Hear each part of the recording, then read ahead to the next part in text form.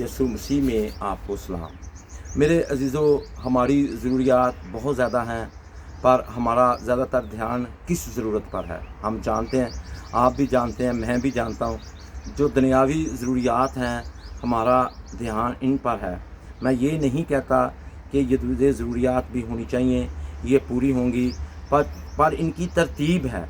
सबसे पहले हमें किस चीज़ की ज़रूरत है?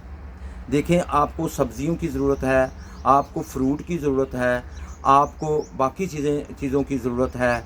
तो सबसे पहले आपको किस चीज़ की ज़रूरत है? सबसे पहले आपके पास दौलत होनी चाहिए। फिर आप बाज़ार में जाएंगे, मार्केट में जाएंगे, मॉल पे जाएंगे, तो वो चीज़ें ख़रीद के ले आएंगे। अगर आपके पास पैसा नहीं और चीज़ें ख़रीदने चले जाएं, तो वो चीज़ें आप ख़रीद के ले आएंगे, ख्वार होकर वापस आएंगे। तो हमें रूहानी तौर पर भी सबसे पहले रूहानी तौर पर तरक्की करने के लिए सबसे पहले हमारी रूहानी तरक्की होनी चाहिए, और बाकी चीज़ों की तरक्की खुद ब खुद हो जाएगी, आप ही हो जाएगी। तो हमें ज़रूरत इस बात की है कि हमें नई पैदाइश की ज़रूरत है।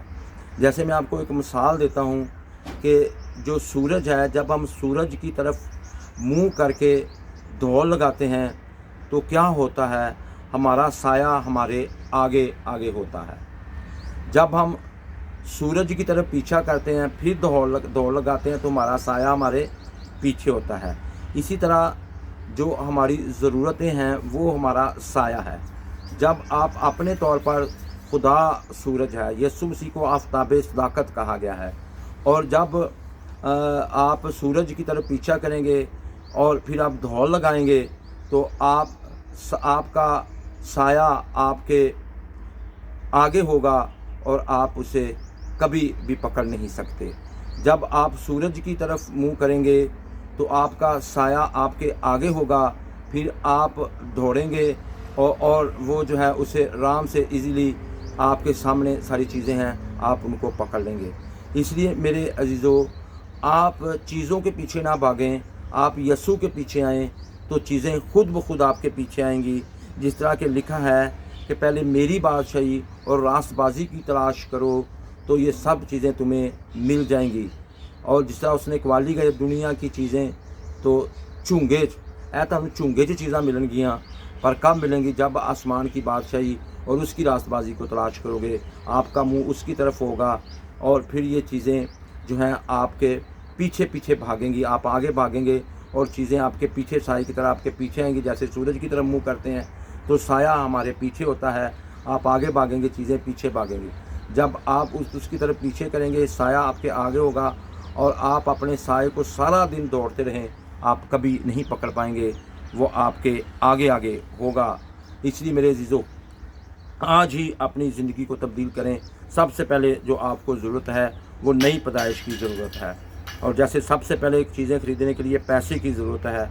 अब हम देखते हैं कि यूहन्ना किस तरह से इस सवाल पर बात करना चाहता है जो मैंने आपके सामने रखा है। और हमने अगर नए सिरे से पैदा ना हों तो किन चीज़ों से महरूम रह जाएंगे? हम बहुत सारी प्रकार से बहुत सी चीज़ों से महरूम रह जाएंगे। और हमारा जो नुक्ता है, पहले भी मैंने ये पैगाम दिया है, आपको बताया है कि ये किस तरह से आप चीज़ें जो हैं उनसे महरूम रहते हैं।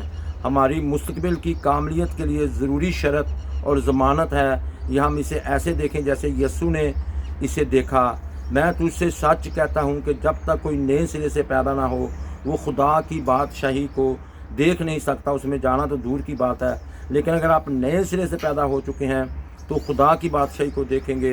ये पहला यूहन्ना के 3 बाब के अल्फाज हैं। हम मसीह को रूबरू देखेंगे और कामल होंगे और उसकी हजूरी में अबदियत गुजारेंगे। बस यहाँ हम इस सवाल का जवाब मैं इस तरह से नए सिरे से पैदा होना क्यों ज़रूरी है यूहन्ना से पाते हैं। यूहन्ना का जवाब ये है, इसलिए कि अगर आप नए सिरे से पैदा नहीं हुए तो आप उस रोज़ यसु को नहीं देखेंगे और पलक झपकने में उसके हम शक्ल नहीं बनेंगे। इसके बजाय आप खुदा के गज़ब के मुताहत रहेंगे, जैसा कि यसु ने यूहन्ना 3 बाब की 36 आयत में बयान किया है। या हम इस मुस्बत अंदाज में बयान इसे नहीं करेंगे, क्योंकि अगर आप खुदा की बड़ी मोहब्बत के सबब से नए सिरे से पैदा हुए हैं तो मेरे अजीज़ों اور مسیح کے ساتھ ملاپ میں نئی روحانی زندگی پاتے ہیں تو آپ جانتے ہیں کہ جب وہ ظاہر ہوگا تو آپ اس کی مانند ہوں گے۔ نئی پیدائش کی بدولت آپ جانتے ہیں کہ آپ خدا کی بادشاہی میں داخل ہوں گے۔ اس لیے ضرور ہے کہ ہم نئے سرے سے پیدا ہوں۔ یسوع اور ہماری نئی پیدائش، ہم اس کے بارے میں غور کرتے ہیں۔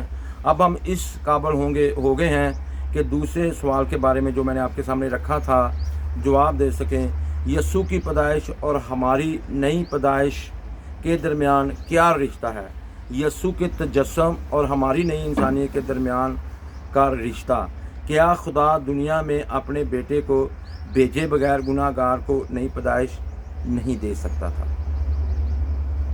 کبھی بھی نہیں نئی پیدائش ہو سکتی تھی، اور پھر ہم فردوس میں انہیں اپنے کردار میں نہیں ڈال سکتے تھے۔ کیا اس لیے خدا کے بیٹے کے تجسم اور فرما برداری کی کامل زندگی اور صلیب پر موت کی ضرورت تھی؟ نئی پیدائش اور اس کے تمام اثرات جن میں ایمان، راست بازی، تقدیس اور بلا آخر فردوس میں مسیح کے ہم شکل بننا شامل ہے، یہ سب ممکن نہ ہوتے اگر مسیح مجسم نہ ہوتا اور اس دنیا میں زندگی نہ گزارتا اور صلیب پر جان نہ دیتا۔ یعنی کرسمس، گڈ فرائیڈے اور ایسٹر کے بغیر ایسا ممکن نہ ہوتا۔ اس کی کتنی خوبصورت جھلک یوحنا کے پہلے خط میں ہمیں ملتی ہے۔ میرے عزیزو، مجسمے خدا کو دیکھنے اور اس پر ایمان لانے کے لیے نئے سرے سے پیدا ہونا ہے، پھر وہ آپ کو نظر آئے گا۔ نمبر 1، اس بات کو سمجھیں کہ نئی پیدائش کا مقصد بالخصوص یسوع مسیح کے تجسم پر ایمان لانا ہے، کہ یسوع مسیح مجسم ہو کر آئے ہیں۔ اگر مجسمے یسوع مسیح پر ایمان لانا ضروری نہ ہوتا تو نئی پیدائش بھی واقعہ نہ ہوتی۔ اگر آپ پہلا یوحنا 5 باب اور اس کی 1 آیت کو دیکھیں، یہاں پر لکھا ہے جس کا یہ ایمان ہے کہ یسوع ہی مسیح ہے، یعنی جو یہ ایمان رکھتا ہے کہ یہ ناصرت کا مجسم یہودی شخص موعودہ مسیح ہے، وہ خدا سے پیدا ہوا ہے۔ اس کا مطلب یہ ہے کہ پاک روح لوگوں میں مجسم الہی ذات یسوع مسیح پر ایمان پیدا کر کے لوگوں کو نئے سرے سے پیدا کرتا ہے۔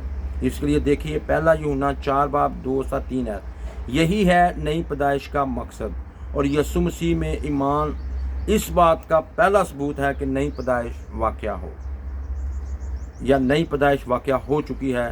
جس کا یہ ایمان ہے کہ یسوع ہی مسیح ہے، وہ خدا سے پیدا ہوا ہے۔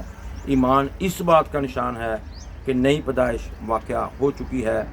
یہ مسیحی عقیدے کے مطابق ساری باتیں میں آپ کو سمجھا رہا ہوں۔ کلام کا پڑھا اور سنا جانا ہمارے لیے باعث برکت ہو، باعث مسرت ہو۔ خدا کا شکر ہو، آمین۔